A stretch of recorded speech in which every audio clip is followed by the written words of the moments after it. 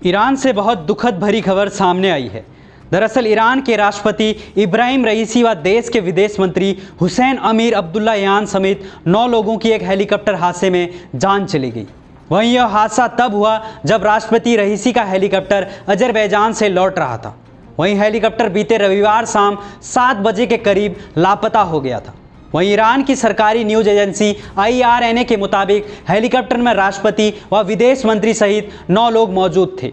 वहीं यह helicopter Azerbaijan की सीमा के करीब ईरान के वजरान शहर में एक बड़े हादसे का शिकार हो गया, जिसमें मौके पर ही 9 लोगों की जान चली गई।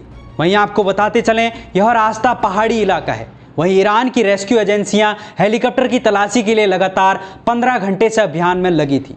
वहीं विशेषज्ञों का मानना है कि इलाके में भारी बारिश, कोहरा, तेज हवाओं यानी खतरनाक मौसम होने के कारण ही हेलीकॉप्टर ने अपना संतुलन खो दिया था, जिससे हेलीकॉप्टर अजरबैजान की पहाड़ियों में जा टकराया। वहीं आपको बताते चलें, ईरान की राष्ट्रीय मीडिया IRNA के मुताबिक रईसी 19 मई की सुबह अजरबैजान के साथ किचकलासी बांध के उद्घाटन के लिए गए थे। वहीं ये बांध ईरान और अजरबैजान ने मिलकर बनाया था और साथ ही आखिरी बार ईरान के राष्ट्रपति इब्राहिम रईसी की तस्वीरें इस बांध के उद्घाटन के वक्त अजरबैजान के राष्ट्रपति इल्हाम अलीयेव के साथ सामने आई थी। वहीं राष्ट्रपति रईसी के हेलीकॉप्टर क्रैश में मौत को विशेषज्ञों के द्वारा साजिश के रूप में देखा है। दरअसल राष्ट्रपति रईसी के काफिले में केवल 3 हेलीकॉप्टर थे, जिनमें से 2 हेलीकॉप्टर सही सलामत पहुंच गए हैं। लेकिन सवाल पैदा होता है कि राष्ट्रपति का हेलीकॉप्टर ही क्यों क्रैश हुआ। वह इस क्रैश को लेकर ईरान का एक धड़ा साजिश के रूप में देख रहा है और इस पर ईरान के सोशल मीडिया में बहस छिड़ी हुई है। वहीं इस हादसे के ऊपर अमेरिका की भी प्रतिक्रिया आई है। दरअसल अमेरिका के सीनेटर चैक शुमर ने कहा कि उनकी खुफिया एजेंसी से बात हुई और वहीं उनका कहना है कि इसके पीछे किसी भी साजिश की आशंका के कोई सबूत नहीं मिले हैं। वहीं आपको बताते चलें, ईरान व इजराइल की आपसी दुश्मनी भी है और साथ ही यह दुश्मनी लगभग 50 साल से भी ज़्यादा पुरानी है। लेकिन इन दिनों इजराइल के गजा में ऑपरेशन के चलते दोनों देशों के बीच तनाव का माहौल 7वें आसमान पर है।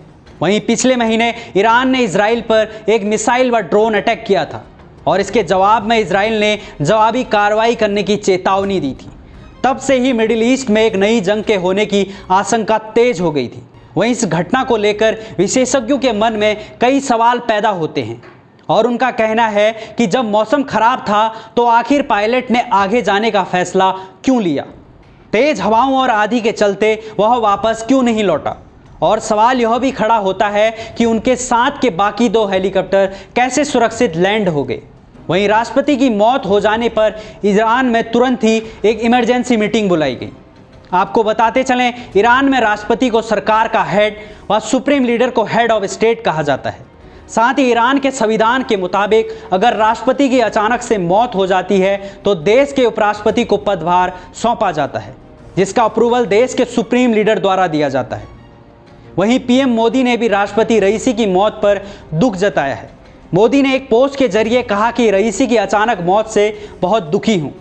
रईसी ने भारत ईरान के द्विपक्षीय रिश्तों को आगे बढ़ाने में एक प्रमुख भूमिका निभाई थी। भारत इस मुश्किल समय में ईरान के साथ खड़ा है। वहीं पड़ोसी देश पाकिस्तान ने भी एक दिन का राष्ट्रीय शोक घोषित कर दिया है।